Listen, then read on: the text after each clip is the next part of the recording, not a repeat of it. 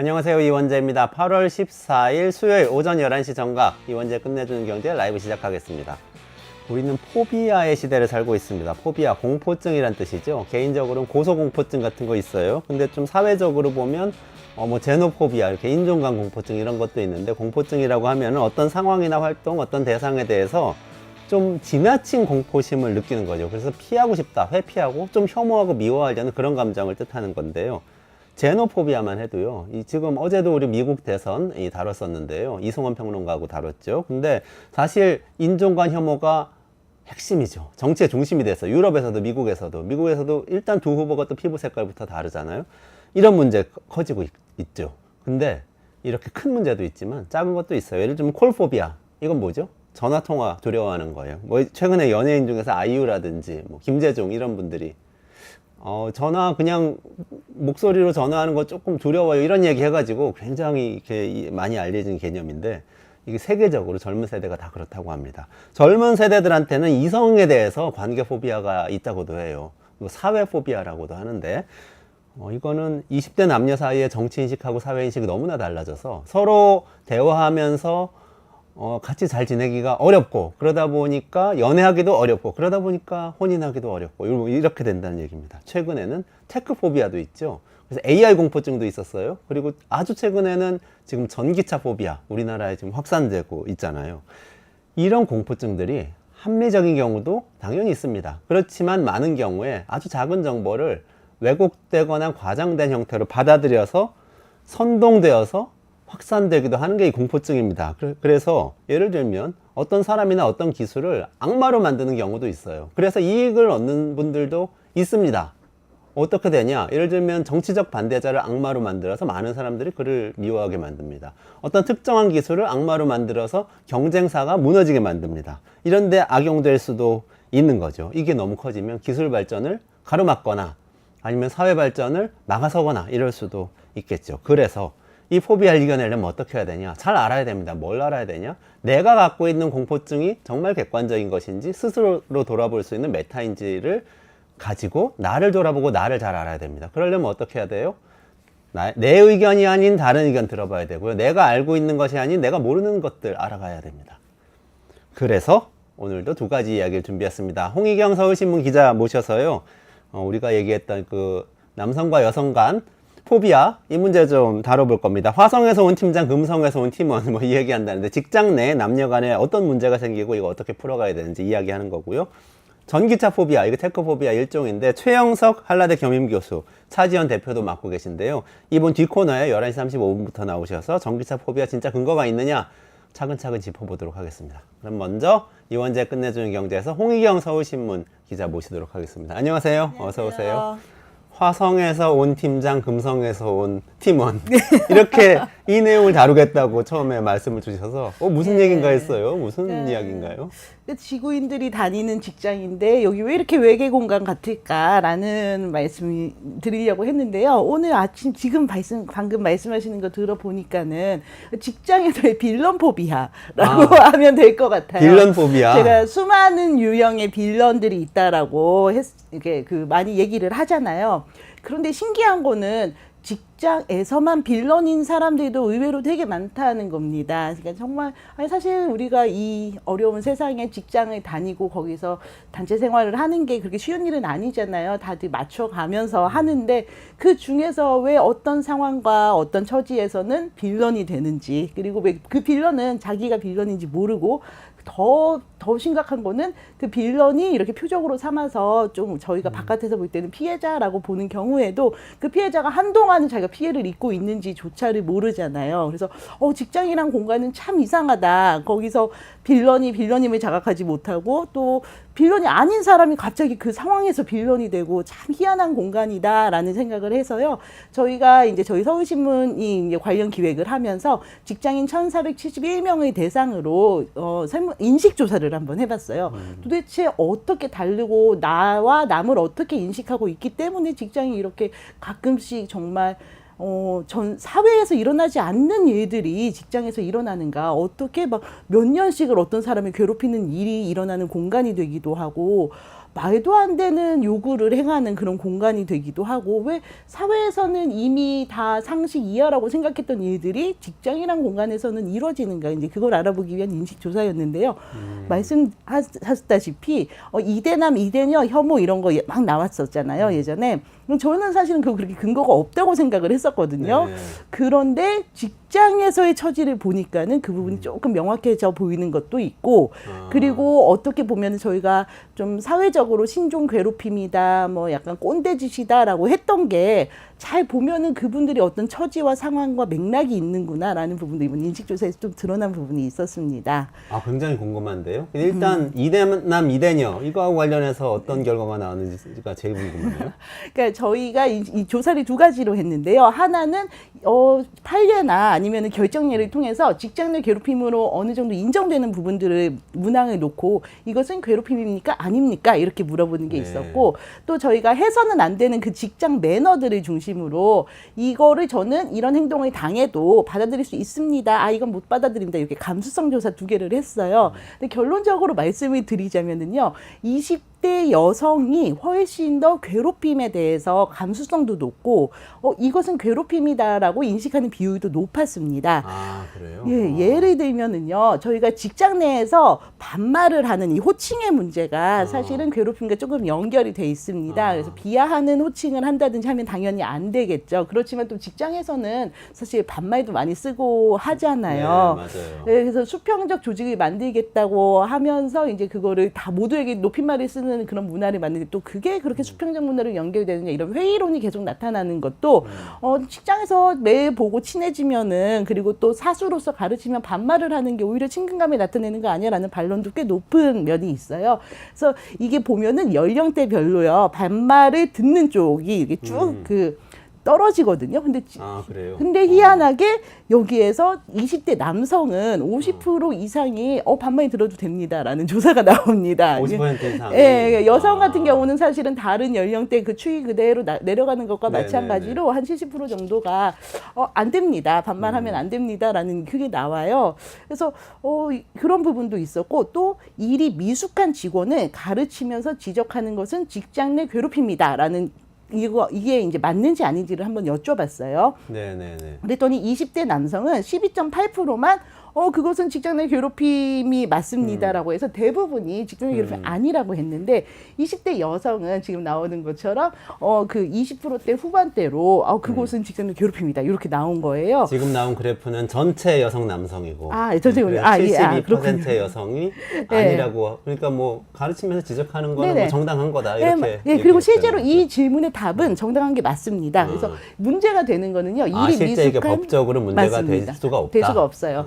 왜냐하면 사실은 일을 가르치고 지적하는 것은 약간 상사나 간부의 의무나 책임이기도 하거든요. 네네. 예, 그래서 이것은 괜찮은데, 이제 문제가 되는 것은 질책을 하거나 모욕을 주거나, 일을 가르치면서 너 뭐 학교 어디 나왔는데 이것밖에 못해, 이런 식의 개인적인 모욕을 준다든지 하면 이건 괴롭힘이 맞는데, 일 자체를 지적하고 하는 거는 괴롭힘은 아닙니다. 다만 일을 지적을 정당하게 당해도 괴롭거든요. 네. 그러니까 제가 일을 못한다고 그게 이제 모욕감을 받지 않는다고 해도 일을 못하는 자체가 사람이 참 괴로운 일이잖아요. 그래서 보통은 괴로운 일을 당하면 그걸 괴롭힘으로 헷갈려 하는 경우가 많게 되는 거죠. 이것은 감정의 문제이기 때문에. 근데 여기에서 감수성이 또는 그 인식이 내가 이거는 괴롭힘이 당한 거야라고 좀 더 그렇게 생각하는 비중이 20대 여자가 20대 남성보다는 좀 더 높게 나왔다는 얘기입니다. 뭐 2배 정도나 높게 나왔다는 거잖아요. 네, 그렇죠? 맞습니다. 그러니까 지금 말씀하신 게 굉장히 중요한 것 같은데요. 직장 내 괴롭힘이란 건 어떤 법적인 또는 제도적인 호칭이고, 그건 해서는 안 되는 네. 어떤 불법적인 행동이고, 네. 근데 괴로움을 갖는다는 건 또 다른 문제라는 말씀을 하시는 거잖아요. 그렇죠. 그러니까 괴롭힘이라는 거는 저희가 이제 괴롭힘이 지금 막 이슈가 된 것은 직장 내 괴롭힘 법에 따라서 내가 괴롭힘을 당한다면은 신고를 할 수 있는 절차와 그 다음에 이제 조치들이 생겼기 때문이잖아요. 근데 사실 직장이 괴롭지 않은 사람이 그렇게 많지 직장은 괴롭죠. 않습니다. 인간은 일 자체가 인간하고 맞지 않아요. 그렇잖아요. 노는 게 맞죠. 노는 게 제일 좋죠. 네. 그래서 그런데 이제 이 괴롭힘을 신고하기 위한 첫 번째 조건이 내가 괴로운가 아닌가잖아요. 내가 행복하면은 괴롭힘을 신고할 일 자체가 발생이 안 하는 거니까요. 그래서 이 괴로움을 시작하는 단계, 그럼 내가 괴로운 단계에서부터 이게 출발을 하기 때문에 여기에서 괴로움이 되게 정당하게 내가 정말 일을 못해서야라고 생각하기는 사실은 사람은 쉽지 않고 저도 아마 그렇게 아마 생각 안 할 거고요. 그래서 이것은 누군가 때문이야, 아니면 일이 많기 때문이야, 회사가 업무 분석을 잘못했기 때문이야라는 생각으로 연결이 됐고 그것에 대한 증거가 내가 보기에는 나온다면은 사실 괴롭힘 신고가 많이 늘어나게 되는 거지요. 네. 그런데 이 괴롭힘이라는 거는 사실은 이걸로 인해서 내가 불이익을 당할 거다라는 그 인식을 깔고 있는 거거든요. 근데 그 불이익이 개인적인 불이익일 수도 있지만 이걸로 인해서 내 회사의 입지가 줄어들 것이다. 내가 회사에서 좀 더 어려울 것이다. 또는 이 일을 지금 참았다가는 더 큰 피해를 내가 보게 될 것이다라는 여러 가지 그런 인식과 관련이 되지 않겠습니까? 그런데 이 부분이요. 그러니까 이 작은 괴로움이 아마 나의 큰 괴로움으로 연결이 될 거야 라든지 이 일로 인해서 나의 뭐 회사 생활에 큰 문제가 생길 거야 라는 그런 조바심을 내는 부분에서 20대 여성이 좀 더 크게 반응을 하는 부분이 보였다는 겁니다. 아, 그렇군요. 그러면 그러니까 20대 남성은 반말 좀 들어도 되고 조금 뭐 쓴소리 들으면서 이래도 되고 이렇게 대답했다는 말씀이시잖아요. 20대 예, 여성은 예. 좀 그거는 좀 어렵다. 이런 네네, 분들이 예. 물론 이제 전체적으로 보면 70% 이상은 괜찮다고 했는데 네네, 그렇지만 더 많이 괴롭게 생각한다. 그러니까 같은 연령대에서 그러면은 같은 세대, 같은 문화를 공유한 것 같은데 왜 여기서 성별 차이가 나타날까? 이제 이게 저희는 궁금했던 거지요. 그런데 이거를 생각을 하다 보니까는 20대 여성이 직장인으로서 갖는 그런 처지와 20대 남성이 갖는 처지가 저희가 좀 다르다라는 생각에 봉착을 하게 됐습니다. 네. 그래서 약간 들어온 개념이 어떤 거냐면은 시간 빈곤이라는 개념을 새롭게 알게 됐어요. 시간 취재 빈곤이요? 중에. 네, 시간 빈곤이라는 건 뭐 저희 사실 뭐 다 시간이 부족하죠. 그렇죠. 특히 노을 시간이 참 많이 부족한데요.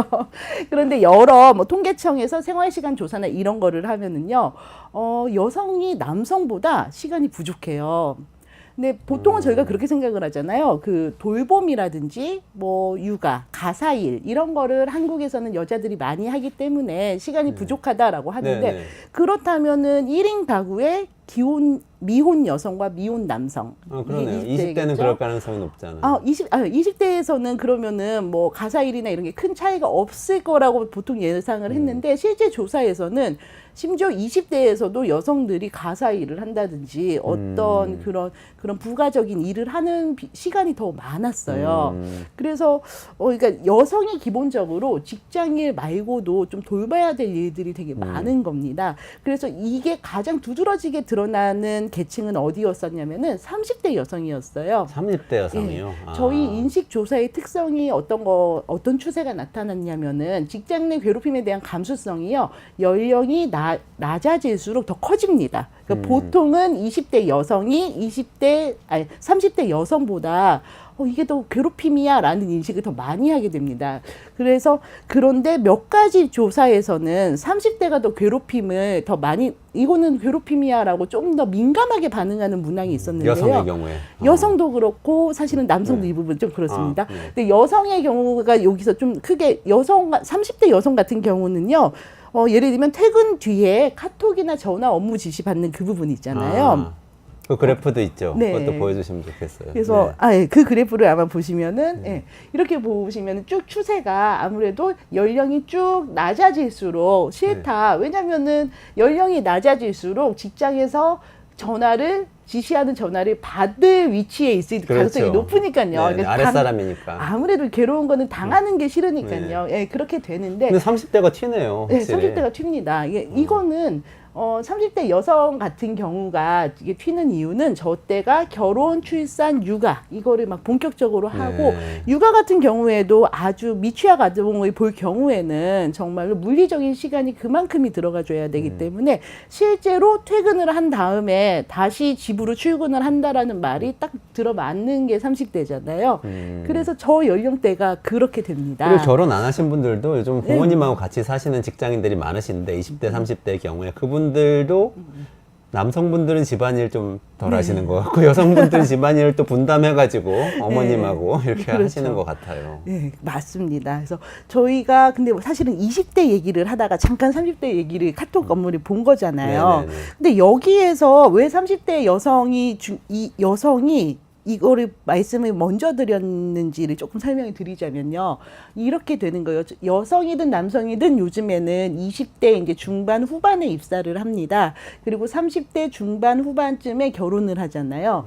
그런데 남성 같은 경우에는요, 아까 말씀드렸던 통계청 생활시간 조사를 보면은 결혼을 하면은 오히려 가사일 시간이 줄어들어요. 그러니까 1인 가구였을 때보다 남성은 가사일 시간이 결혼을 하면 줄어드는데 여성은 아마 한 3배 정도가 확 올라갑니다. 그게 30대가 되면은 정말로 진짜 카톡 받을 시간이 없다고 봐도 될 정도로 이렇게 바빠지는 거예요. 결혼을 할 경우에는. 그런데 물론 다들 요즘에 비혼이라든지 나는 결혼 안 해라고 선언을 하더라도 또 그거는 사람 일이라 모르는 거니까 여러 가지 내 미래에 그 시간표 중에 하나를 정해 둘 거잖아요. 그러면은 20대 여성 입장에서 보기에는 30대 결혼해서 시간도 없고 아무것도 못하고 소홀해지기 전에 뭔가를 이뤄내놔야 되는 겁니다. 남성은 그 시간이 조금 더 조금 더 길 수 있는 거죠. 그러니까 시간에 대한 개념이 20대에서부터 벌써 차이가 난다. 그렇기 때문에 20대 여성들 같은 경우에는 허드렛 일을 지시를 하면 괴롭힘이라고 생각을 하는 게 허드렛 일을 지시해서 제가 허드렛 일을 하는 게 문제가 아니라 이 시간에 내가 남은 직장에서 뭔가를 이뤄야 될 한 6년에서 10년 동안의 기간 중에 허드렛 일을 내가 6개월을 하고 있으면은 그러면은 나는 언제 성과를 내고 언제 인정을 받고 그렇지 않으면은 30대 후반에는 내가 이거를 막판 스포트를 하지 못할 텐데 어떻게 하냐라는 걱정까지 저희는 깔려 있다고 보게 되었습니다. 그러네요. 그러면은 사실은 최근 후 카톡 같은 경우에는 이거 사실 윗세대는 당연하게 생각하시는 분들도 많아요. 아니 급하면 연락을 해야지 전화 안 하고 카톡 하는 게 어디야. 카톡은 지가 원하는 시간에 확인할 수도 있고 그렇잖아. 뭐 이렇게 생각하시는 분까지도 있을 수 있어요. 네. 근데 사실은 이게 직장 내 괴롭힘에 속할 수도 있는 건가요? 이거는요, 직장 내 괴롭힘에 속할 여지가 있습니다. 근데 이 부분이 이제 모든 직장 내 괴롭힘이 판결을 보면은 뭐 맥락이나 상황이나 업무상 중요성 이런 것들을 많이 보는데요. 근데 이것도 사실은 업무 지시를 연장선에서 했을 때보다는 되게 이상한 사적인 업무를 시킨다든지 아니면은, 그러니까 업무 외 지시를 한 경우, 필요 없는 그 카톡을 한 경우에 이게 좀 많이 그런 게 인정이 됐습니다. 그래서 아까 30대를 저희가 봤지만 그 표를 한번 다시 보여주시면은 여성들 같은 경우에는 다 80%가 넘어요. 그러니까 이게 괴롭힘이다라고 인식을 하는 게. 직장 내 괴롭힘이라고. 네. 근데 이제 남성들 같은 경우도 이게 상당히 높게 나오는 부분이기는 했거든요. 그러네요. 근데 이게 그렇게 되는 이유는 사실 그겁니다. 그러니까 프랑스에서 퇴근 후 로그아웃법이던가 그런 게 있었잖아요. 그리고 마찬가지로 직장 내 괴롭힘, 그러니까 우리나라에서도 그 법을 이번 국회에서도 이제 발의가 됐어요. 직장 내 괴롭힘 직장 내 업무 뒤 카톡 지시를 금지하는 법안에 대해서 그게 됐습니다. 근데 말씀했다시피 그 간부들 같은 경우에는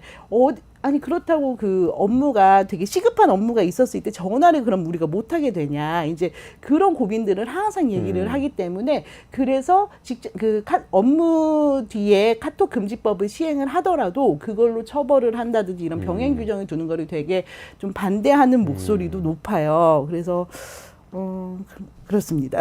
근데 그러면은 일단 경계선이 있어요? 예를 들면 6시 이후에 퇴근 이후에 연락을 해야 되겠다라는 생각을 직장 상사가 했을 때 이건 하면은 불법도 될 수 있겠는데? 라고 그렇죠. 생각해야 하는 경계선이 있어요. 예, 근데 보통은 너무 급하면 해야 되는 거 사실 진짜 또 해야 될 수도 그렇습니다. 있고. 그러니까 이게 결국은 맥락과만 이제 그런 거를 따지고 서로 이제 입증을 해야 되는 거죠. 이건 업무랑 상관이 없는 거였다. 아니다, 이건 업무랑 상관이 있는 거였다예요. 그래서 여러 가지 판례를 보면은 사실은 이거에 대해서 지금 저희들의 인식은 되게 높아져 있는데요. 그렇지만 실제로 판결이나 뭐 하급심 판결문을 보면은 다른 여러 가지 괴롭힘 뒤에 근데 밤 10시에 카톡도 했다. 이런 식으로 약간 좀 부대 조항으로 붙는 경우가 많습니다. 그리고 실제로는 그래야지 이게 업무랑 연관이 있는 건지 아니면 이 사람이 그냥 너무 정말 괴롭힘의 일종으로 이렇게 한 건지가 좀 보이는 부분도 있기 때문에 그런 것 같습니다. 결국은 어쨌든 분명하게 업무적인 연관성이 있을 때만 연락을 하는 것이 맞다. 네. 그리고 그것이 입증되어야 한다. 그렇죠. 이렇게 근데 볼 수 이제 있겠네요. 그렇죠. 그리고 회사 입장에서 생각을 한다면은 그러면은 언제는 연락을 할 수 있는지에 대해서 매뉴얼을 좀 정한다든지 그런 움직임이 있으면 좋겠는데 아직까지는 지금 좀 분쟁 단계인 게 이 부분인 것 같습니다. 그러네요. 여기 내용 중에서 근데 50대 남성 관련된 내용도 있더라고요. 네. 그래서 50대 남성은 이런 직장 내 괴롭힘에 어떻게 보면 주체라고도 많이 지적된 주체라고도 할 수 있는데 어떤 인식을 하는지 궁금해요. 이게 저희가 사실은 인식조사 하면서 저희의 상사분들도 또 50대 남성분들이 의사결정권자에 많기 때문에 이 인식조사 결과에 따라서 이제 저의 회사 내 입지가 달라질 수도 있다라는 생각을 좀 공포에 떨면서 했거든요. 특히 올해는 약간 그 민희진 대표가 쏘아올린 그 계저씨 논란이 있어서 사실은 윗세대의 그런 꼰대 문화라든지 이런 게 되게 이슈가 돼서 사실은 50대 남성이 저희가 제일 많이 보려고 했던 표적이 맞았어요. 그런데 50대 남성이요, 대부분의 조사에서요, 일단 직장 내 괴롭힘이 어떤 건지 되게 잘 알고 계세요. 그래요? 그래서 인식조사에서 상당히 높은 정답률을 맞춘 게 50대 남자시고요. 그리고 반말 호칭 아까 나왔던 그런 질문 있잖아요. 여기에서 50대 남성이 그 부분에 대해서 상당히 되게 전향적인 자세를 보이십니다. 반말하면 안 된다 이렇게 생각한다는 네, 거예요? 그리고 실제로 계속 반말하던 사이였지만 50대 남성이 임원이 된 다음에 그때부터 높임말을 하는 행동 변화를 실제로 보이는 분들도 있으세요. 그래서 저희가 이거를 행복한 일 연구소라고 이 직장 문화 쪽을 많이 하신 행복한 일 노무법인과 같이 이제 병설인 그 연구소랑 같이 일을 했는데요. 거기에서 분석을 해주신 바에 따르면은 이것은 정말로 주입식 교육의 힘이라는 거예요. 왜 그러냐면은요, 직장 내 괴롭힘법 같은 경우에는 5년이 됐지만 성희롱 금지법 같은 경우에는 한 20년 정도가 됐습니다. 그리고 그것에 이제 그 법의 가해자로 지목되는 가장 큰 주요한 그룹이 50대 남성 사실은 상급자였잖아요. 그래서 이분들 같은 경우에는 그것에 대해서 되게 교육이 잘 돼 있고 또 교육을 또 많이 받고 그리고 스스로도 그 부분을 점검하고 이런 일이 많았기 때문에 50대 남성 같은 경우가 진짜로 교육이 잘 돼 있다라고 생각을 했고요. 오히려 50대 여성 같은 경우가 스킨십이라든지 이런 부분에서 조금 느슨한 부분이 보인 게 있었습니다. 그래요? 스킨십, 직장 내 스킨십은 근데 불법 아니에요? 이성 간 스킨십은 당연히 이게 언제든지 문제가 될 것 같은데. 맞습니다. 그렇죠? 저희가 그래서 두 가지 함정 질문을 이번에 던졌어요. 어떤 거냐면은 첫 번째는 격려나 칭찬의 의미로 가벼운 스킨십, 예를 들면 어깨를 툭툭 친다든지 아니면 잘했어 하고 이렇게 손을 붙잡아주는 이런 식의 저희 이런 정도의 상상을 하고 격려나 칭찬의 스킨십은 괴롭힘이다 아니다 이거를 한번 조사를 해봤고요. 또 하나는 말씀하셨던 동성 간의 스킨십 있잖아요. 앞에 격려나 칭찬의 의미의 스킨십은 이성 간의 네. 이성, 동성 모두 포함해서 표시하지 않고 그다음에 동성 간. 동성 간의 스킨십에 대해서도 이렇게 두 가지 조사를 했는데 둘 다 한 절반 정도 전체를 보면은 절반 정도가 이건 괴롭힘이다 아니다가 좀 갈렸어요. 저렇게 이렇게 나왔습니다. 동성 직원에 대한 거네. 동성 직원에 대한 거. 그런데 잘 보시면은 진짜 성희롱이다. 그러니까 성희롱이 맞습니다. 이거는. 그래서 성희롱이 아니다라고 답을 해야 돼요. 가벼운 스킨십 하는 것도 성희롱이다라고 인식해야 된다는 거죠. 그러니까 성희롱 같은 경우에는 만약에 이렇게 당하는 사람이 이것은 성희롱이다라고 느끼면은 성희롱으로 보는 그 판례가 지금 계속 유지가 되고 있습니다. 네네. 대법원 판례가 유지되고 있기 때문에 저거는 성희롱이 맞다라고, 그러니까 불쾌감을 느꼈다면 성희롱이다 이렇게 봐야 되는데 50대의 경우를 보더라도 45.1% 남성의 경우는 45.1%가 이건 성희롱 맞아라고 제대로 알고 계세요. 근데 50대 여성이 36.6%가 아니다라고 생각을 하시잖아요. 저희가 여기서 주목한 거는 사실은 50대 이상 여성이 젊은 남성에게 스킨십을 하는 경우는 그렇게 저는 많이 보지는 못했어요. 그래서 근데 50대 여성이 20대 여성을 만났을 경우에는 잘 지냈니? 하고 이렇게 손을 잡는다든지, 이제 저도 50대 가깝기 때문에, 저도 이렇게 괜히 친밀해 보이려고 이렇게 살짝 여기 팔목을 잡는 이런 게 할 때가 있거든요. 근데 저도 그러니까 잘못 알았었던 건데, 그거를 20대 여성의 경우에는 58.8%가 싫다고 보는 거예요. 지금 싫었는데 가만히 있었던 거군요, 지금까지는. 그러니까요. 그런 되게 장면이 많이 애매한. 봤는데, 사실. 그렇죠. 그래서 이게 진짜 저도 이제 윗세대 쪽이니까는 이거 되게 잘못됐구나라고 저도 이번에 좀 많이 배운 부분이 있는데요. 근데 궁금하잖아요. 근데 동성 간에 사실 뭐 저희가 무슨 프랑스처럼 격하게 이렇게 볼뽀뽀를 하고 이런 나라도 아닌데 왜 그렇게 싫을까라고 했는데 생각을 했어요. 근데 이것도 마찬가지로 교육의 효과인데 이건 교육의 좀 부정적인 효과인 것 같습니다. 그러니까 예를 들어서 저희는 사실은 자라면서 성희롱이나 아니면 성추행이 언제 발생하고 이런 교육을 많이 받지는 못한 세대예요. 그런데 실제로 통계나 아니면 그 교육 자료를 보면은 성희롱이나 이런 거는 무슨 길 가던 낯선 사람이 성희롱이나 성추행을 하는 경우보다는 옆에 있던 친밀한 사람이 어느 날 갑자기 성희롱이나 성추행을 하는 경우가 많다라는 거, 이런 부분이 교육이 돼 있는 거고요.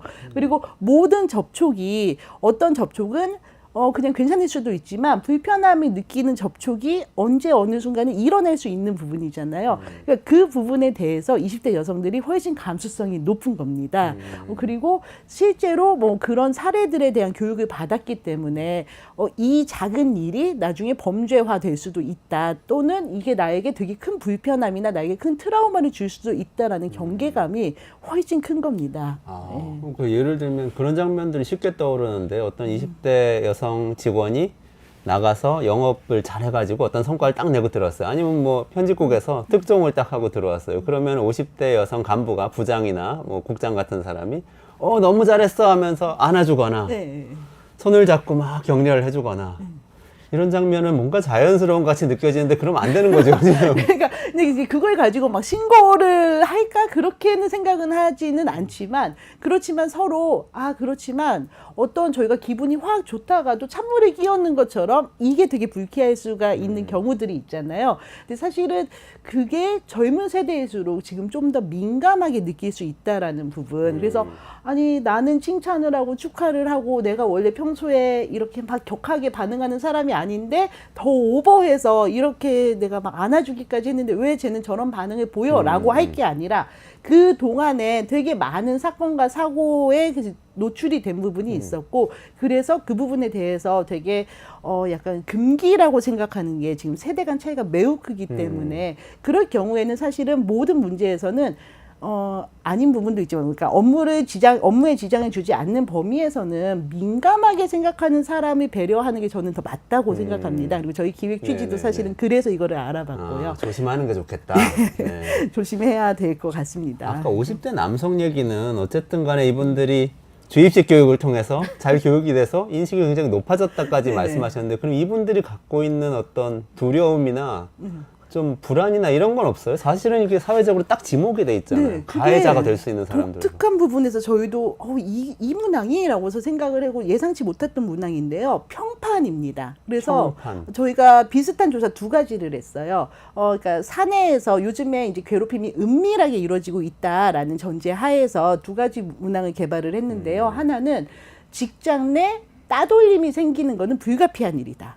그러니까 이렇게 좀 약간 파벌이 생긴다든지, 그렇지 않더라도 그냥 그때그때 어떤 사람이 좀 이렇게 배제하는 일들이 생기는 것들 있잖아요. 저희가 왕따라고 하는 거요. 그것은 다 뭐 있을 수 있는 일이다라는 문항이 하나 있었고요. 또 하나는 직장 내에서 루머나 소문이 도는 거는 어쩔 수 없는 일이다.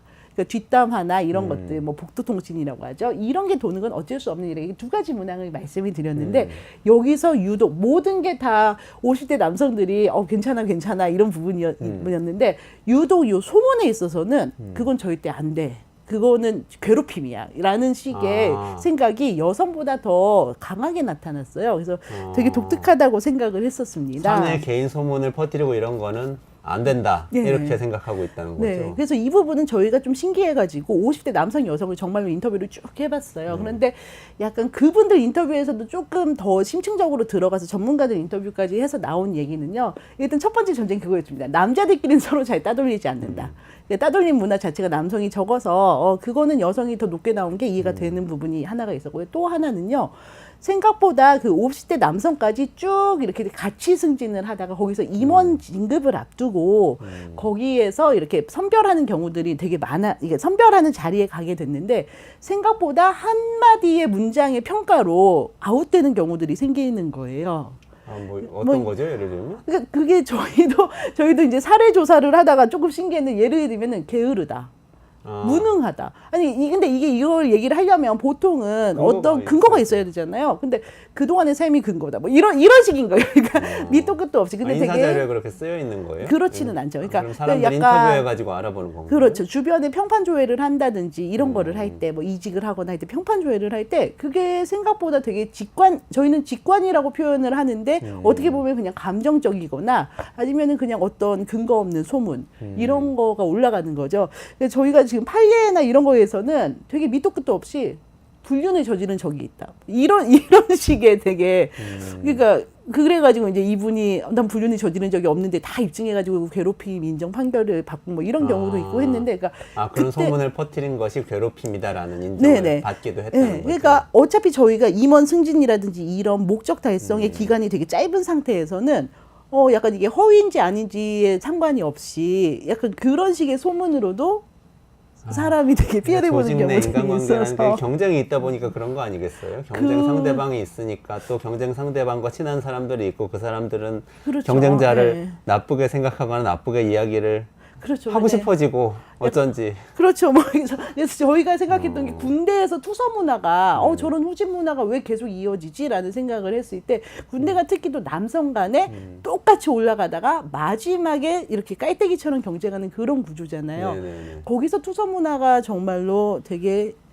큰 힘을 발휘할 수 있는 조건은 되는구나. 그거를 좀 보게 투서 문화. 됐습니다. 네. 군대나 그런 공공조직에서는 그게 좀 있죠. 예. 승진할 때 특히 되면은 이 예, 경쟁자들에 그렇죠. 대해서 투서를 서로 하고 네. 이런 좀 네. 나쁜 문화가 있죠. 네, 그쪽에 유독 많은 게 사실은 민간 같은 경우에는 중간중간에 평가라든지 그런 좀 객관적인 평가라든지 아니면 중간중간에 아웃이 좀 많이 된다라고 할까요? 약간 그렇다면 공공조직이나 아니면은 군대에서는 딱 그 임원 직전까지는 비슷하게 올라가잖아요. 그러니까 모수가 많은데 그리고 능력도 비슷하고 순환보직을 해가지고 경험도 비슷한 상황에서 마지막에 평판 가지고 그러니까 약간 불합리할 수도 있죠. 불합리한 판단으로 되는 그렇죠. 일이. 성과가 또 명확하지 않아요. 공공기관이. 맞습니다. 그러니까 네. 민간 기업은 뭐 돈 벌었어 못 벌었어. 뭐 그 기술 개발 성공했어 실패했어. 뭐 이거 가지고 그렇죠. 하면 네. 되는데 네. 그런 문제가 있네요. 그런데 지금 말씀하신 것 중에 한 가지 힌트는 어쨌든 잘못된 소문을 퍼뜨리는 것도 직장 내 괴롭힘이 될 수 있다라는 거잖아요. 맞습니다. 그거는 꼭 알아둬야 되겠네요. 네. 네.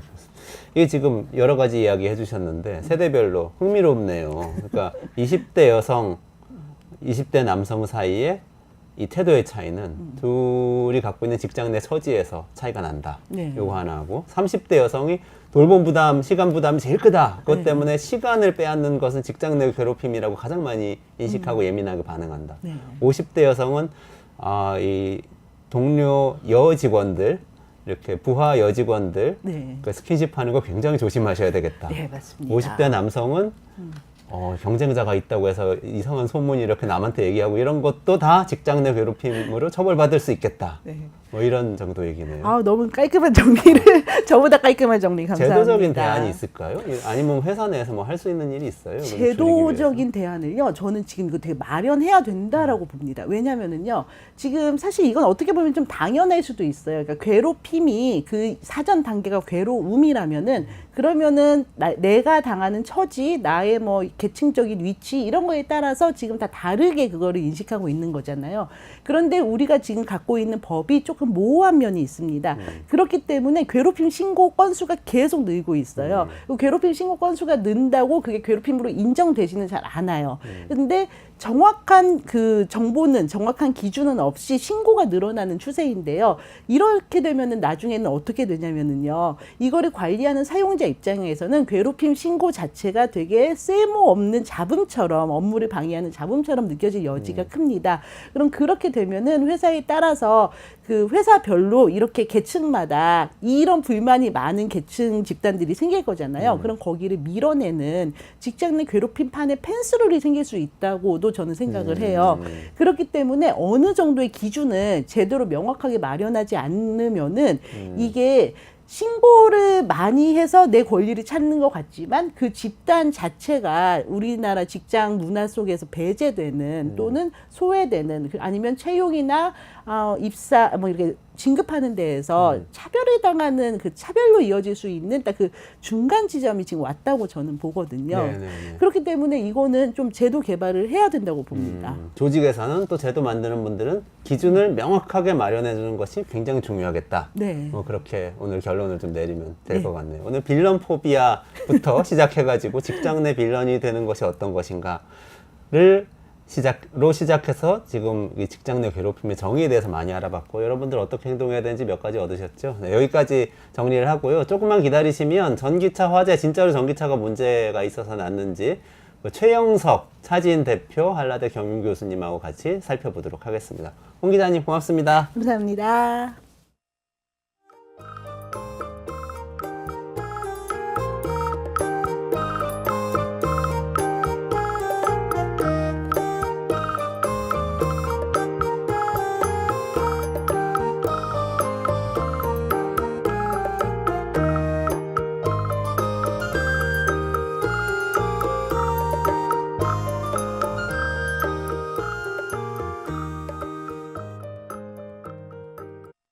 말씀하신 걸로 보면 금리 인하를 곧 하겠네요. 경기심 체험 금리 인하하는 거잖아요. 네, 올해 3번 남은 FOMC에서 3번 다 금리 인하 하지 않을까 약간 생각합니다. 날 거다. 네. 그러면은 달러가 좀 약해지는 건가요? 그런데 이제 달러를 보게 되면은 경기라든지 그다음에 연준의 정책이라든지 뭐 이런 것들을 종합적으로 판단했었을 때 문제가 없을 경우에 달러는 약세가 됩니다. 오히려 정상적일 때 달러가 약세가 돼요. 그렇습니다. 불안하면 사람들이 달러를 사고 그렇죠. 그래서 비싸지고. 그렇죠. 미국이 금리를 내리게 되면은 좀 안정감을 찾을 거고 달러 약세가면서 전 세계 금융시장이 괜찮을 거야라고 생각하는데 제가 보기에는 좀 어려움이 있어 보여요. 왜냐하면은 미국이 금리를 내린다고 하더라도 다른 국가들보다 상대적으로 금리를 높게 유지할 수 있는 여건이고요. 그리고 미국의 경기가 또 다른 곳보다 좋기도 하고 상대적으로 봤었을 때 그리고 지금은 미국의 무역 수지 적자를 줄이는 방향성이에요. 이렇게 된다고 하면은 달러가 무한정 약세로 갈 수 있는 상황은 아니에요. 여기에다가 이제 금융시장에서 글로벌 안전자산 선호 이런 것들이 나타나게 되면은 이제 달러는 강세로 갈 수 있죠.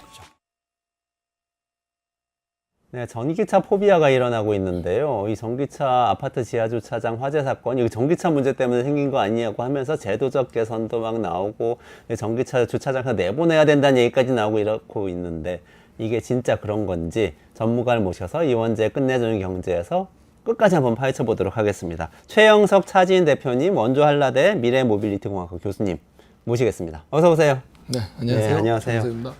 저 단도직입적으로 이거를 여쭤볼게요.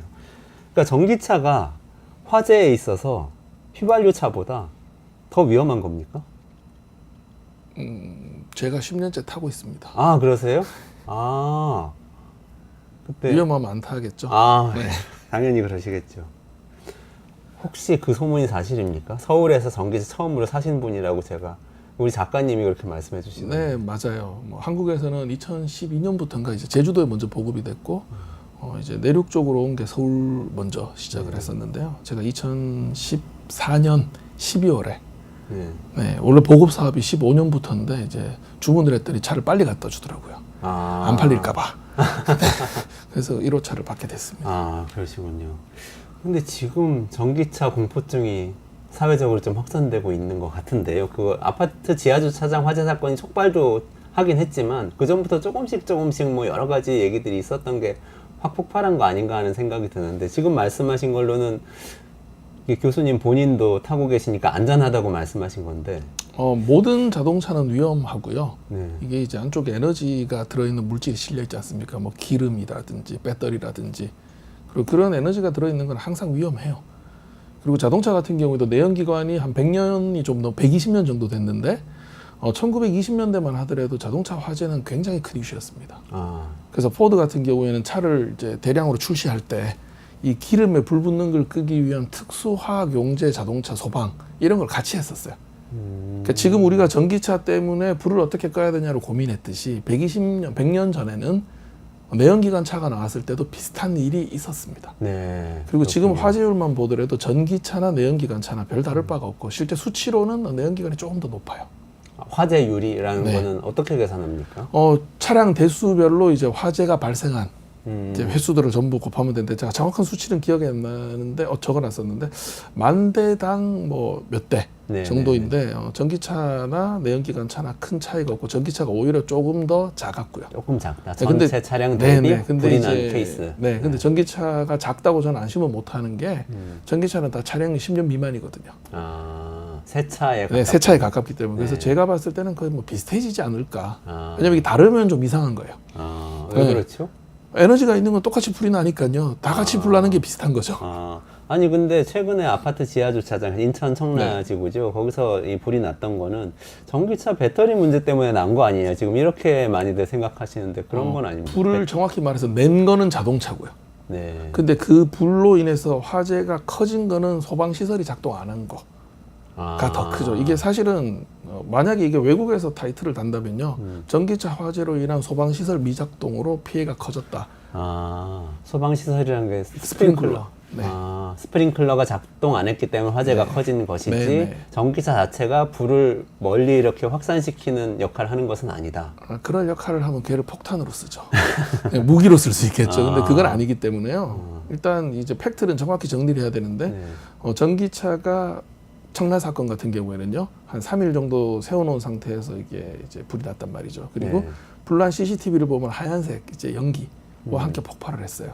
그래서 전형적인 배터리의 불량에 의한 자연 발화가 의심되는 이제 화재의 발화 원인은 맞고요. 네. 근데 지금까지 이제 배터리 때문에 지하 주차장에서 불난 거는 사실 되게 많아요. 한 10건 정도 됩니다. 얼마 전에도 또 있었고요. 네. 근데 그런 화재가 다 진압이 됐어요. 네. 뭐 조금 안 좋은 경우 이제 옆에 차 조금 탄다고 한 2대, 3대 정도. 네. 그 정도 타고 뭐 스프링클러 작동하고요. 또 소방이 들어가면은 전부 이제 물론 전기차가 조금 끄기 힘든 건 있지만 네. 얼마나 끄기 힘든가요? 사실 이것도 또 조금 더 다른 이야기인데요. 기름의 휘발유에 불을 못 끄거든요. 그래서 특수 약재를 가지고 이제 처리를 한다거나 모래로 덮는다거나 하는. 그냥 물을 뿌리면 안 되죠. 기름에 물 뿌리면 네. 큰일 나죠. 그렇죠. 네, 똑같습니다. 네. 대신 이제 배터리도 마찬가지. 이제 기름에 물을 가지고 못 끄듯이 배터리도 배터리의 특성상 한꺼번에 이제 연쇄적으로 열 폭주 현상이 일어나기 때문에 이걸 물을 붓는다고 끌 수는 없지만 온도를 낮춰서 폭주 현상을 막을 수는 있어요. 네. 그래서 어떻게 보면은 기름의 특수 용제를 쓰는 거랑 배터리를 물에 담그는 거랑 사실은 별반 차이가 없다고 저는 보거든요. 기술적으로. 단지 전기차를 많이 안 겪어봤고 또 소방관분들도 처음에 나왔을 때는 방법을 잘 몰랐기 때문에 이제 되게 당황하는 경우들 있었는데 지금은요, 물에 담가야 되니까 이동식 수조 만들어서 물 부어서 그냥 차를 차 옆에 이제 물을 이제 쏟아붓는 그런 방식. 그리고 배터리 팩이 차량 하부에 있기 때문에 밑에서 구멍을 뚫어서 네. 이 사실 배터리가 불 끄기 힘든 게 완전히 도시락처럼 되어 있는 배터리 팩 안에 들어 있어요.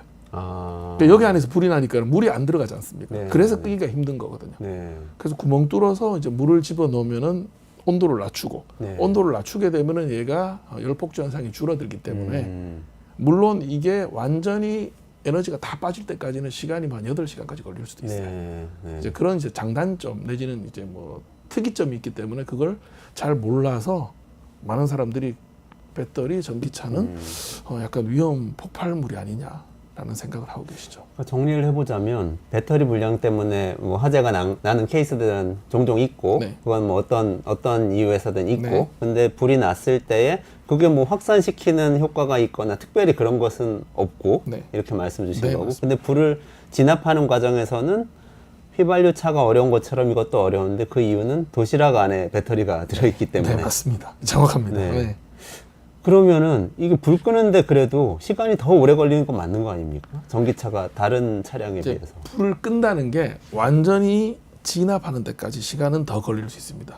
그래서 대부분의 이제 전기차 화재 났을 경우에는 차를 끌어내든지 수조에 담궈 가지고 일단은 완전히 열폭주를 줄이고요. 수조에 담근다는 게 그러면 소방 차 옆에 네, 큰 통을 가지고 아니요 가는 거예요? 바리케이트처럼 네네. 쳐서 거기다 물을 붓죠. 아, 벽을 친 다음에 네, 벽을 아예 친 다음에 그 안에 그냥 물을 물을 부어버립니다. 담가버려요. 아, 그럼 실제로 이제 그렇게 해서 이상적으로만 끄면요 차량 화재 일반 내연기관 차량 화재에 물 뿌리는 것보다가 물량 거의 뭐 비슷하거나 더 적게 들어갑니다. 네. 아, 차 주위에 뺑 둘러서 치고 그냥 물을 넣어버리면은 네. 그러면 한 30cm 정도만 되면 30에서 50cm 네. 되면 이제 차가 다 물에 잠기거든요. 네네네. 그래서 그런 특징이 있다. 아, 그거는 그렇게 하면 근데 그 도시락통 네. 안에 있는 배터리까지 진화가 되는 건가요? 아니면 이 물이 공산 이제 따로 들어가죠. 물이 그 안으로 틈으로 들어갑니까? 내지는 화재가 내서 연기가 발생하고 이게 배터리는 안쪽에 셀이 있고요. 네. 이게 이제 모듈로 돼서 팩이 되어 있는데 안쪽에 화재가 나면은 연기가 빠지고 화재의 화염이 한쪽 방향으로 가게끔 설계가 되어 있어요. 그래서 일정 압력이 높아지면은 이게 찌그러지거나 터집니다. 아, 그럼 그 터지는 쪽으로 물이 이제 충분히 들어가 주면은 온도를 낮추고요. 네. 이 온도를 낮추면 열폭주가 줄어들고 그런 상태로 이제 완전히 대기 중에서도 완전히 말려서도 불이 재발생하지 않게끔까지 만드는 데는 에너지를 다 빼야 되니까 시간이 좀 걸리죠. 네. 그래서 이걸 다 잘라버리면은 불이 하나도 안 번지게 전부 에너지를 빼는 데는 뭐 며칠이 걸린다가 돼버리니까 사람들 입장에서는 무슨 유전에 불이 3일, 4일 타고 있는 것처럼 이제 약간 그렇게 받아들일 수 있다 아, 하는 점이 있죠. 네. 근데 그 작업을 하는 거는 그냥 뭐 이렇게 특수용제라고 아까 하셨죠? 특수용제를 막 분사를 하거나 아니면 물을 이렇게 코스를 가지고 막 분사를 하거나 하는 것보다는 어려운 작업은 아닌가요? 이렇게 벽을 치고 그 안에 물을 처음에는 이제 되게 힘들어 하셨는데 이제 지금은 소방관 분들이 이제 여기에 맞는 훈련도 또 하셨고 장비를 개발하셨어요. 네. 그래서 전기차 화재가 나면은 첫 번째가 화염이 번지지 않게 질식포 덮어 씌우는 거죠. 불이 번지니까 네네. 번지고 그다음 두 번째는 이제 이렇게 바리케이트를 쳐서 물을 부어서 수조 안에 담궈버리고요. 아, 네, 그리고 또 긴급한 경우에는 이제 차량 바닥에 구멍을 뚫어서 물을 위로 분사시켜서 네. 이제 불을 끌 수 있게끔. 그래서 아, 제가 보기엔 한 1, 2년 정도 지나면은 전기차 화재도 그냥 다른 화재와 유사한 그냥 화재 중에 하나이다로 아. 진압을 할 걸로 생각을 합니다.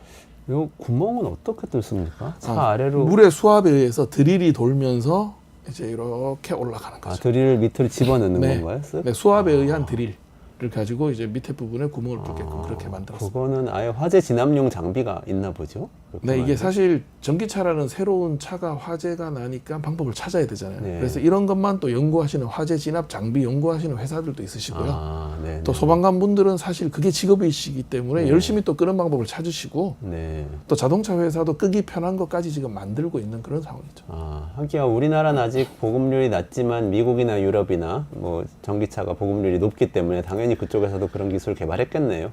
아니요, 사실은 기술 개발은 우리나라가 더 빠릅니다. 아, 그래요? 아, 이게 이제 미국 같은 경우에는요, 이 매뉴얼이 어떻게 나와 있냐면은 전기차 화재는 물을 정말 많이 써야 되니까 네. 다 탈 때까지 놔둬라.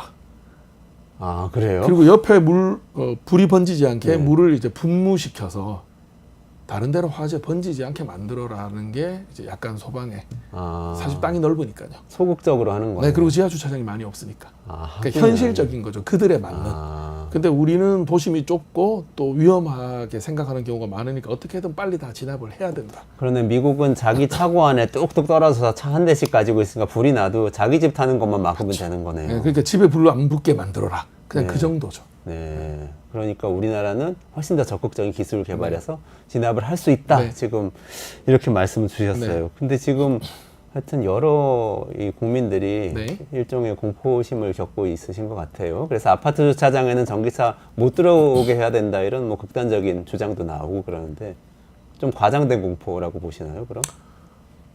수년 전에 있었던 모 제조사의 화재 사건이라든지 뭐 디젤 게이트라든지 자동차에 대한 이벤트가 날 때마다 좀 과도하게 이제 반응들을 하시는 경향이 있고요. 그다음 제가 봤을 때는 이 부분은 자동차는 항상 우리 생활이 옆에 있거든요. 근데 네. 많은 분들이 자동차에 대해서 잘 모르세요. 네.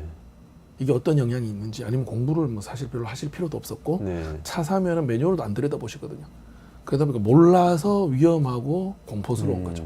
알게 되면 얘를 어떻게 다루면 되는구나.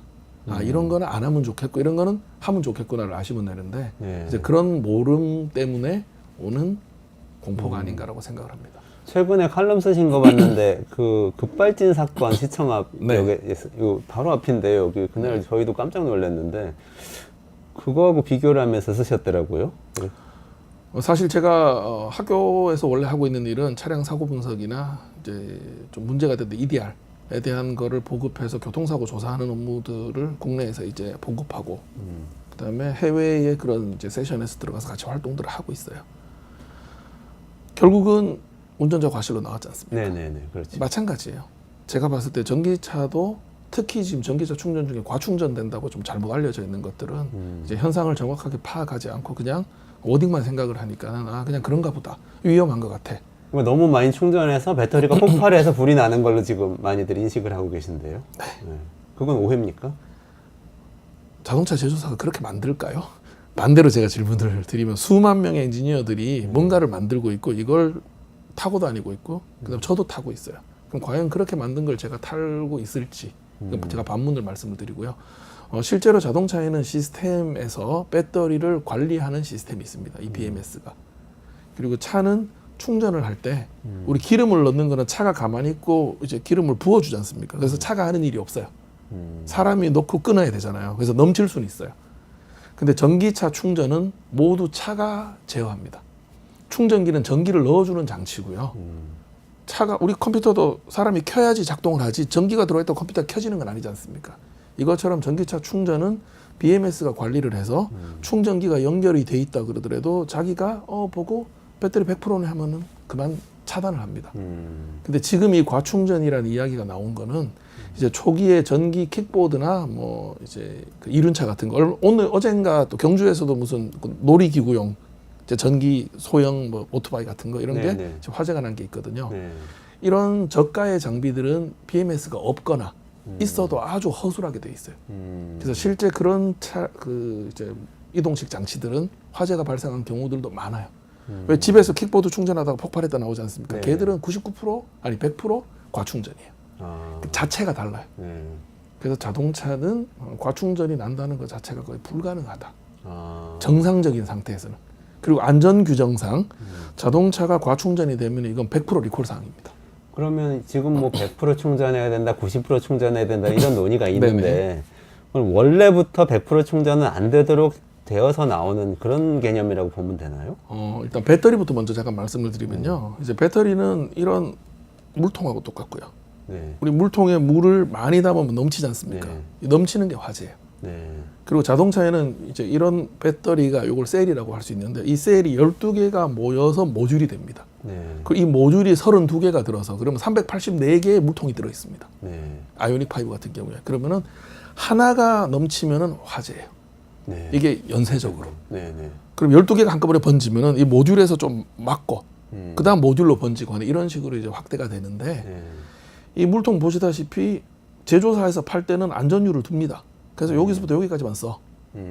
물론 요 마진만큼 통을 크게 만들어야 되니까 제조사는 가능하면은 안전도 봐야 되지만 안전유를 줄이는 게 기술이죠. 네. 정밀하게 제어해야 되니까. 그래서 자동차 입장에서는 우리가 알고 있는 100보다가 배터리는 실제 좀 더 큽니다. 한 3에서 7%까지 제조사마다 이건 대입인데요. 여분을 가지고 있어요. 아, 그래요? 네. 그리고 우리가 쓸 수 있는 거는 이제 0에서부터 100%까지인데 이 또 배터리는 이 특성상 화학 물질이에요. 그럼 제일 좋은 거는 20%에서 한 80%까지를 쓰는 게 가장 좋지. 완전히 다 빼버리면 물통이 찌그러질 수 있듯이 네. 네. 배터리에 극심한 스트레스를 줍니다. 그리고 완전히 다 채우는 것도 우리 먹방하는 거랑 비슷해요. 매일 먹방할 필요는 없지 않습니까? 네. 네. 네. 그래서 제가 오늘도 이제 비슷한 질문 많이 하시길래 이제 제가 어떻게 설명을 드렸냐면은 우리 내연기관 자동차를 사면은 최고 RPM 7,200 쓸 수 있지 않습니까? 네. 네. 자동차에서 쓸 수 있게 만들어 놓고 그 이상 가면은 카트 시키거든요. 그렇다고 제가 지금 서울에서 부산까지 차를 계속 7,200 RPM으로 몰고 갈 필요가 없죠. 없죠. 네. 그럴 그 필요는- 이야기예요. 네. 근데 지금 많은 분들은 10% 줄이라 말하라 하니까 7,200 RPM 써야 되냐, 6,200은 괜찮냐? 그러면 자동차 회사에서는 우리는 테스트를 했기 때문에 7,200까지 쓸 수 있습니다. 안전하게 쓰십시오라고 이야기를 하시는 게 당연하죠. 그렇게 만들었고 그게 규정이니까. 근데 아무도 그렇게 안 쓰시잖아요. 그것처럼 전기차 같은 경우에도 저는 10년째 타고 있는데 초기에 샀던 차는 주행거리가 되게 짧았어요. 한 번 충전하면 120km밖에 못 탔어요. 그래서 네. 걔는 웬만하면 100% 충전했어요. 항상 배가 고프니까. 근데 지금 타는 차는 한번 충전하면 500km 탑니다. 그렇죠. 네. 그리고 이제 뭐 수화제. 손상이 될 수도 있고 여러 가지 이유가 있으니까. 왜냐하면 물통을 잘 쓰다 보면 여기 위에 급이 갔을 수도 있어요. 그럼 채우면 새지 않습니까? 좀 빼면 되거든요. 그래서 저는 지금도 지하 주차장에서 충전을 하는데 90%로 계속 충전하고요. 겨울철에 어디 멀리 가야 된다. 그런 날만 100%. 잠시 잠깐 한 번씩은 7,200rpm 쓸 수 있잖아요. 그래서 그렇게 생각을 하고 이걸 이제 안전을 확보할 수 있다. 내지는 차의 수명을 오래 쓸 수 있다는 관점으로 가셔야 되지. 이거 7,200이 맞니, 6,500이 맞니, 어떻게 하게 모든 차를 다 끊겠다. 이거는 조금 예, 제가 봤을 때는 좀 웃기는 이야기죠. 네. 아, 그렇군요. 왜 우리 스마트폰 충전할 때 네. 100%까지 충전하지 마라, 0%로 방전되지는 말게 해라. 그거랑 같은 거죠. 같은 팩이 그리고 요즘은 저는 어떤 아댑터는 쓰면은 자동적으로 이렇게 딱 80%에서 맞습니다. 끊어가지고 더 충전 안 되게 해주더라고요. 비슷한 것들입니다. 비슷한 얘기군요. 아, 그러면은 지금 좀 구체적으로는 서울시에서는 이번 사건에 대한 대책으로 네. 오세훈 시장의 이제 생각이겠죠.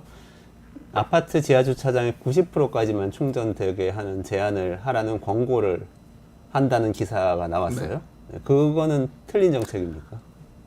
이제 그것도 이렇게 말씀드리고 싶어요. 이제 손가락을 가르쳐서 저 달을 보라 그랬는데 자꾸 손가락을 이야기하는 것 같아요. 그래요. 그러니까 기본적으로 네. 이제 제가 아까 말씀드렸듯이 100% 자동차 제조사의 허용 마진이 있지만 안전하게 쓰려면 줄이는 게 좋지 않냐라는 취지로 진행을 시킨 건데 네. 이게 이제 규정화되다 보니 모든 차를 다 90%를 끊어라가 돼버린 거죠. 그래서 정말로 서울시가 90%로 카트시키는 거를 전부 다 하겠다 그러면 저는 현실적으로 불가능할 거라고 보고 있어요. 아, 그래 가능하지 않은 거예요? 누가 단속하죠? 네, 그렇게 했는 차냐 아니냐를 누가 단속할 거며 그리고 자동차 회사는 안전 마진을 뒀지 않습니까? 네. 거기에 대한 책임은 자동차 회사가 있어요. 네. 근데 왜 이런 거죠. 이제 우리 내연기관 차인데 지하 주차장에 화재 나면 위험하니까 기름을 100% 채우지 마세요라고 비슷해요. 그래서 기름통을 70% 줄이래요. 어떻게 반응하시겠어요? 왜 쓸데없는 귀찮은 일을 하게 만드니? 그렇죠. 목숨 걸고 싸울 일이 아니지 않습니까? 네. 근데 지금 이제 이거는 이제 많은 전기차 타시는 분들은 주행거리에 대한 이제 압박감 네. 그리고 자동차 회사가 일중 주행거리 가지고 마케팅을 많이 하셨어요. 먹방처럼 나 이만큼 먹을 수 있다. 짜장면 네, 5그릇 네. 하다 보니까 이제 여기에 좀 몰려 있어서 이런 이제 일이 발생한 거고 그러다 보니 90% 실제 하려 그러면 자동차에 대한 안전 기준을 왜 서울시가 건드리냐부터 시작해서 여러 가지 이슈가 있고요. 특히 지금 서울시가 발표한 거는 공동주택 관리 규약에 집어넣겠다는 건데 그렇죠. 이 규약은 법이 아니에요. 말 그대로 규약이고요. 네. 아파트들이 서울시가 준 규약을 필요하면은 그대로 쓰거나 네. 응용해서 쓰거나 활용하거나 안 쓰거나 하면 되는 아파트 자체예요. 네. 하도 주민들끼리 싸움이 많이 나니까 이거를 어느 정도 정부에서 가이드라인을 줘야겠다 하는 취지가 아닌가라고 생각이 되고요. 근데 보니까 그 관리 규약대로 많이들 하시더라고요. 그냥 바꾸면 그 이제 관리 규약 다른 귀찮으니까. 항목도 있는데 네. 뭐 이렇게 경비원 노동자들을 어떻게 해드려야 된다, 뭐 이런 자치회 어떻게 해야 된다 이런 거 다 그냥 따라가지고 많이들 하세요. 그래서 사실은 반쯤은 강제성이 있습니다. 제가 보기에는. 맞습니다. 그것도 제가 인정을 하고요. 네. 그래서 서울시 입장에서는 이제 이게 강제적으로 갈 거라는 것도 알고는 있지만 또 100% 강제화시키는 게 아니고 자율이라는 또 포장이 있으니까 네. 이제 그렇게 알아서 하라 그런 거고요. 이게 앞에 말씀드렸듯이 안전하게 쓸 수 있는 예방책을 권고하는 정도까지 가면은 저기 멋진 달을 보라인데 이게 진짜로 강제하겠다. 그러면 이건 조금 이제 복잡한 이야기가 나올 거고 주민들 간의 분쟁이 더 발생하지 않을까. 주민들 분쟁을 더 키운다. 왜냐하면요, 지금 대부분의 수입 자동차들은 플러그인 하이브리드가 많습니다. 그렇죠. 네네네. 네, 그 차도 20kWh 정도 배터리가 들어있고요. 아, 그 배터리가 제가 예전에 탔던 10년 전에 탔던 전기차에 배터리만 한 개 들어있어요. 아, 그렇군요. 걔도 똑같은 배터리예요. 그럼 걔는 충전을 어떻게 해야 되죠? 이제 반대로 질문이 나오기 시작해요. 그러니까 얘도 90% 충전해야 되나요? 하이브리드 차에도요 배터리가 조그만하지만 들어있어요. 네. 그러니까 이게 배터리가 들어있는 장치들은 지금 너무나 많아요. 그러네요. 이륜차도 있고 뭐 네. 아까 말씀드린 킥보드도 있고 뭐 여러 가지가 있는데 이걸 어떻게 다 규제할 것이냐. 그러니까 차라리 모든 배터리를 쓰는 핸드폰까지도 네. 가능하면은 그냥 90% 정도로 여유를 가지고 꼭 해야 될 때만 100을 채우자 정도로 가는 게 맞지 않냐라고 생각을 합니다. 그거 각자 알아서 해야 된다입니까? 아니면 제조사가 그걸 이렇게 해줘야 된다. 제조사가 하기에는 상당히 복잡해요. 네. 왜냐하면은 차를 팔았고 네. 거기에 대한 내용을 말한 게 있고 또 국토부의 규정에 따라서 진행한 게 있어요. 환경부 규정도 있고 보조금도 있고 너무나 많은 이제 얽혀 있는 것들이 있는데 뭐 이걸 하지 마라. 네, 할 수 있을지는 저는 조금 의문스럽습니다. 강제하는 것은 불필요한 일이다. 이렇게 알아들었습니다. 한 가지 더 여쭤보고 싶은데요. 그 실명제 얘기 있잖아요. 지금 뭐 기아차, 현대차도 뭐 어젠가요? 우리 배터리 어디서 나온 건지 밝히겠다. 뭐 그러고 정부는 실명제 이제 도입하겠다고 오늘 좀 추진하는 뉘앙스로 기사가 나왔어요. 어떻게 보십니까? 배터리 실명제. 제가 반성하고 있습니다. 배터리 실명제 이야기가 나온 게 벤츠차의 배터리가 페르시스라는 뭐 기사를 내신 기자분이 인터뷰를 하는데 한마디 해달라 그래서 배터리가 어떤 건지를 모르는 게 문제이니 이제 실명제라는 취지로 말씀을 드렸어요. 그래서 기사가 실명제 나가버리니까 전부 실명제가 돼버렸는데 이 실명제의 근본적인 뜻은 뭐냐면요. 배터리의 셀에 대한 인증을 해야 된다. 셀에 대한 인증이요? 네. 이걸 기술적으로 좀 말씀을 드리면요. 네, 어떤 내용이죠? 자, 우리가 실명제 그러면은 벤츠에 들어있는 배터리가 뭐 CATL인 줄, SK인 줄 알았는데 예를 들어서 네. 뭐 페르시스다. 이거 중국산 아니냐? 네, 지금 그러니까 다들 속은 인식하고 느낌이잖아요. 네, 중국제가 위험한데 중국산 배터리 넣고 지금 한국차 팔았냐? 이렇게 지금 많이들. 그런데 현행 법규상 분노하고 그거를 자동차 회사는 대입이고요. 알려줄 의무가 없어요. 법도 없어요. 그러니까 법에도 없는 걸 왜 안 하니 그러고 속았다 그러면 이건 약간 이제 어폐가 있죠. 마케팅적으로는 조금 문제가 있어요. 커뮤니케이션에. 그거와 위법은 다른 이야기고요. 그래서 지금도 배터리 실명제를 뭐 국토부가 자랑스럽게 이야기하고 있는데요. 사실은 권고예요. 법에 없어요. 분위기 이러니까 여기에 편승해서 이거 좀 해주면 안 되겠니? 안 해주면 니네 어떡할 거니라는 식으로 지금 접근하고 있거든요. 이건 굉장히 잘못된 시그널이고요. 네네. 왜냐하면은 이제 외국계 회사나 자동차 제조사는 법에도 없는 걸 하라 그러면 우리는 어디까지 해야 되냐고 바로 네. 법대로 따집니다. 그러니까 실명제라는 거는 실제 그 제조사를 밝히는 게 실명제인 건 맞습니까? 아까 그 인증제하고는 또 다른 겁니까? 같은 겁니까? 실명제는 복잡하네요. 그냥 개념적인 거 이야기를 드리고요. 이걸 제대로 구현하려 그러면은 현행 권고안 가지고는 안 되고요. 배터리를 어디에 셀이 들어있는지를 셀 단위로 사전 형식 승인을 받는 제도를 만들어야 됩니다. 아, 어디서 만들었는지 밝히는 정도가 아니고 그거 자체를 승인을 받은 것만 사용하게 해야 한다. 네. 아, 지금 이게 그렇게 안 하고 이제 있습니까? 우리나라 같은 경우에는요. 자동차 전체에 대한 인증을 자기 인증을 합니다. 자기 제조사가 잘 만들고 잘 알고 있으니 제조사가 신고하시고요. 문제 생기면 리콜 하시면 됩니다. 우리는 리콜만 관리하겠습니다. 아, 정부에서는 그러면 승인 절차가 없습니까? 자동차 안전에 네, 대해서는? 크게 보면 그렇습니다. 아, 이게 취지는 뭐였냐면요. 2003년도인가 한미 FTA 때문에 미국이 자기 인증을 합니다. 네. 그래서 미국은 자기 인증을 하니까 그거 똑같이 한국에서도 따라서 간 거고요. 아, 그러다 보니 그 전까지는 우리는 이제 유럽식의 형식 승인제였습니다. 사전. 이 법이 완전히 바뀌어버린 거죠. 아, 그때 바뀌었군요. 네, 그때 바뀌었고 이것 때문에 이제 얼마 전에 몇 년 전에 이제 모 배터리 회사에서 크게 사고를 쳐서 전 세계 자동차도 거의 다 리콜한 케이스가 있었죠. 네, 네. 네, LG 에너지 솔루션에서 이제 네. GM부터 시작해서 뭐 제규어 랜드로버에 뭐 현대까지 수만 대의 배터리를 리콜한 사례가 있습니다. 아, 그리고 그 차들이 실내 주차장에서 화재 난 경우도 되게 많이 있었고요. 네. 그게 사실 언론에 크게 안 났었는데요. 아, 그거 문제가 생기고 나니 이제 국토부에서 뭘 했냐면은 이제 내년부터 팩 단위 인증을 하겠다라고 지금 발표를 했어요. 근데 이 팩은 아까 말씀드린 도시락이에요. 네, 네. 안에 어디 쌀이 들은지 알 수 없어요. 음, 사람들이 알고 싶은 건 어디 쌀인지거든요. 셀. 그럼 할 수 있는 방법은 이거 팩 단위 인증 내년에 하는 걸로 다 된 것처럼 좀 말씀하시는 거는 좀 어폐가 있으니 아예 셀 단위의 사전 형식 승인을 진행을 시키는 게 네. 지금 같은 이 문제를 해결하는 또 자동차 회사가 테스트했는 규정들이나 이런 거를 미리 우리 정부한테 줄 수밖에 없거든요. 네. 그걸 보고 컨트롤할 수가 있어요. 아, 현재 이 방법은 유럽도 그렇게 하고 있고요. 심지어 우리가 이제 야, 중국산 배터리 아니냐라고 이야기하는 중국도 사전 형식 승인제를 하고 있습니다.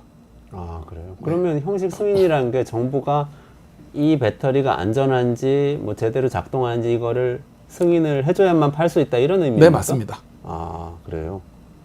그리고 지금은 그걸 자동차 제조사가 알아서. 알아서 하고 있는 것이고 그리고 그거는 거기에 대한 최소한의 안전 규정들이 있어요. 아, 뭐 BMS가 이상한데 왜 미리 워닝을 안 했니? 예를 들어서 말씀드리면은 네네. 뭐 그런 안전 규정들은 과충전이 되면 안 된다라는 규정들이 있어요.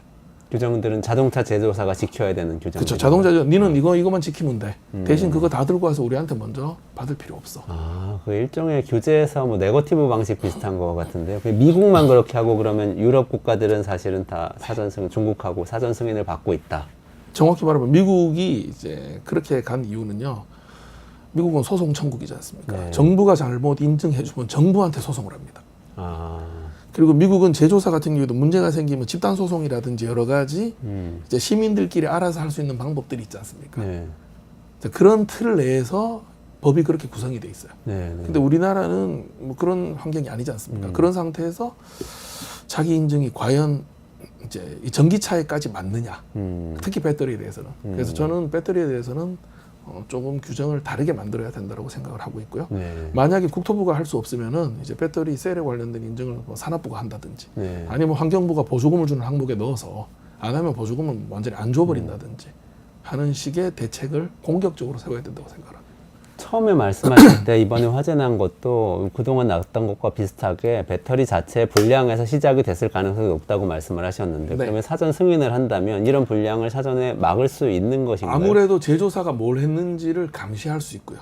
또 테스트했는 결과, 내부 테스트 결과라든지 이런 걸 미리 받아서 확인을 할 수가 있죠. 아마 지금 법규가 제가 보기에 정확히 좀 확인해 봐야 되는데요. 이제 벤츠한테 네 배터리 어떻게 테스트했는지 자료를 내놔라 그러면 아마 벤츠가 안 줄 거예요. 아, 줘야 될 이유가 법에 없기 때문에. 네네. 우리 대입입니다.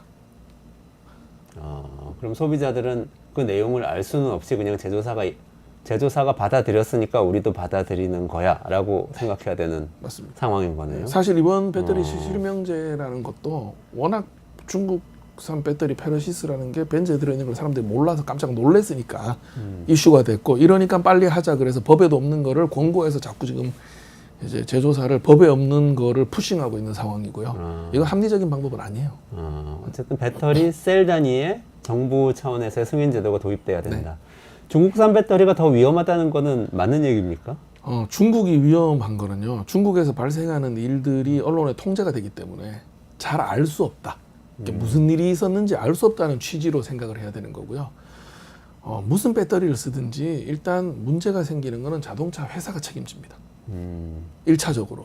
그 자동차 회사가 책임지고 알아서 배터리 회사하고 해결합니다. 아, 지금 그렇게 돼 있군요. 모든 자동차 법규는 그래요. 그리고 얼마 전에 있었던 뭐 그 이제 큰 리콜이 있었다 그랬지 않습니까? 그것도 네네네. 자동차 회사가 고객한테 다 보상하고요. 아니면 교체해주고 자동차 회사가 배터리 공급사한테 몇 대 몇 해서 해결합니다. LG 에너지 솔루션은 자동차 완성차 업체가 통보해주는 대로 한 거라는 말씀이시죠. 아, 그게 원래 규정이에요. 네네. 네. 그러면 이번 같은 경우도 뭐 중국산 배터리니 뭐니 이런 얘기를 많이 하지만 사실은 벤츠가 책임을 져야 된다. 당연히 책임을 져야 되죠. 그리고 말씀이시네요. 뭐 배터리에 문제가 있건 없건 그거는 벤츠가 알아서 배터리 제조사하고 해결해야 되는 거고요. 네. 그래서 그런 관점에서 봤을 때는 중국산이 무조건 나쁘다. 아니면 국산이 무조건 안전하고 무조건 좋다라는 건 조금 애매하고요. 이제 단지 배터리의 제조 기술이 아니면 여기에 대한 이제 고객사들의 니즈가 얼마나 까다로우냐에 관련된 정황적으로 이제 봤을 때는요. 벤츠가 전기차 개발이 약간 늦었어요. 그리고 그걸 진행할 때 배터리를 공급할 수 있는 회사들이 많이 없었고요. 왜냐하면 워낙 많은 배터리 자동차 제조사들이 전기차를 만들면서 배터리를 공급해달라 그랬기 때문에.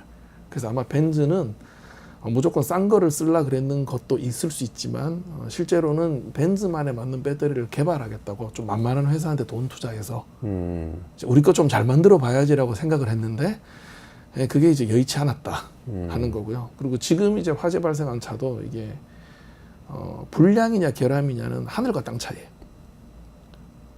불량과 결함. 네. 아, 그러네요. 네. 우리가 뭐 좋은 제품을 사도 불량이 걸릴 수 있지 않습니까? 그것 때문에 네. A센터가 있는 거거든요. 네, 그래서 네.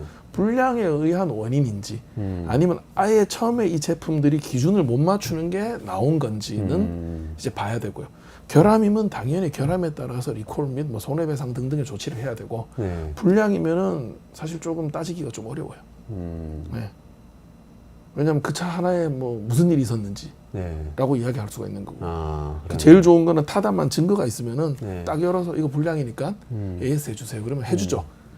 우리 뭐 폰이나 뭐든지 AS 받으러 가면 똑같지 않습니까? 네. 확실하게 부러져 있으면은 규정에 따라서 고쳐줍니다. 근데 애매한 거, 네, 네. 아무것도 없는 거를 들고 가면 참 양쪽 다 난감해요. 네. 그러면 그런 문제에 있어서 아까 벤츠가 좀 전기차가 늦어서 생길 수 있는 문제일 수도 있다고 말씀하셨는데, 그러면 테슬라나 현대 기아차나 이런 데는 괜찮은 건가요? 엄청 고생했죠. 테슬라도 초기에 화재 많이 있었습니다. 근데 테슬라는 이제 테슬라가 쓴 배터리 자체가 원통형이에요. 우리가 알고 있는 건전지처럼. 그래서 이 건전지를 쫙 이렇게 싸게 만들려고 했었는데 이게 공간이 좀 있지 않습니까? 불이 나니까 여기에다가 이제 불이 번지지 않는 재질로 그냥 다 채워버린다거나 하는 그들 나름대로의 진화를 했고요. 배터리를 컨트롤하는 시스템을 고도화시켜서 이제 미리 이상이 오지 않게끔 이제 그렇게 유도하는 그런 방식들을 쓰고 있고요. 또 하나 더 테슬라가 이제 되게 스마트하게 접근한 거는 이 배터리 충전이 0에서부터 우리는 100이지 않습니까? 근데 지금 테슬라는 모델별로 조금씩 다르고 제가 한 7, 8년 전에밖에 안 타봐서 지금 약간 올드 버전이긴 한데 기본 컨셉이 보통 쓰는 거는 한 80에서 85%예요. 그리고 멀리 가는 크루즈 여행 갈 때 한 95 정도까지 쓰게 만들고 진짜 뭔가를 해야겠다 했을 때 100까지 쓰게끔 사람을 유도를 시키게끔 즉 화재에 관련된 예방과 운전자의 습관을 자연스럽게 바꾸는 방식들을 이제 찾아서 진행을 시켰고요. 현대나 GM이나 같은 경우에는 그 배터리 대규모 리콜 때문에 엄청나게 고생을 했어요.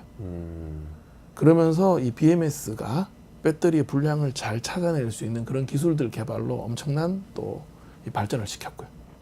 그래서 그런 부분들이 이제 조금 뭐 다르다라고 보실 수 있죠. 비교를 한다면 그러면 어떻습니까? 안전성에 불을 차이가 있습니까? 많이 내고 그 위기를 잘 수습한 회사가 잘할 수밖에 없습니다. 아, 네. 테슬라가 테슬라나 현대가 잘할 수밖에 없어요. 현대, 그리고 테슬라는 GM. GM. 네. 이들이 더 잘할 수밖에 네, 이들이 없다. 잘할 수밖에 없어요. 화재 냈고 손해배상 청구돼서 서로 이제 뭐 했고 고객들한테도 엄청나게 이제 리콜을 해받고 하기 때문에 네. 그러면 당연히 고도화 시키겠죠. 네, 네, 핵심 기술을 개발하겠죠. 네. 이게 자동차 기술이 유럽이 이제 먼저 이제 개발이 된 이유가 전부 이제 그런 이유들 때문에 120년 전부터 했었기 때문에. 그러면서 우리가 모르는 이제 그런 기술들을 해서 휘발유가 위험한데 이걸 안정적으로 차에 싣고 다니면서 쓸 수 있게 만든 거죠. 그렇군요. 하여튼 역사가 굉장히 중요한 것 같습니다. 오늘 좀 여기까지 말씀드려야 될 것 같은데요. 오늘 처음에 전기차 포비아부터 시작을 했는데 마지막에는 어떤 그 기술적인 결함 때문에 이런 문제가 생겼고 그것을 또 자동차 회사들이 어떻게 극복해왔는지까지 말씀을 주셨어요. 그래서 과도한 전기차 공포증은 안 가져도 되겠다 이런 말씀이시죠? 모르니까 무서울 수 있고요. 네. 그다음에 이 무서운 걸 알게 되면 조금 괜찮아질 수밖에 없는 그런 상황이라고 보고 있기 때문에 뭐 지금이 역설적으로 말씀드리면은 저는 사실 아침에도 그 중고차 쪽 하시는 분한테 싸게 나오는 거 있으면 알려달라고 말씀드렸어요. 아, 중고 전기차. 누군가는 급하니까는 무서워서 싸게 팔면은 저희는 싸게 살 수 있는 찬스가 오니까요. 아, 오히려 중고 전기차를 싸게 살 찬스일 수도 있다까지 말씀 주셨습니다. 네, 지금까지 최영석 원주한라대 교수 차지인 대표님하고 말씀 나눴고요. 이원재 끝내주는 경제 매일 11시에 진행하는데요. 내일은 쉽니다. 광복절 잘 쉬시고 금요일 오전 11시에 라이브로 다시 찾아뵙겠습니다. 저는 최영석 교수님하고 같이 여기서 인사드리고 물러가겠습니다. 고맙습니다. 감사합니다.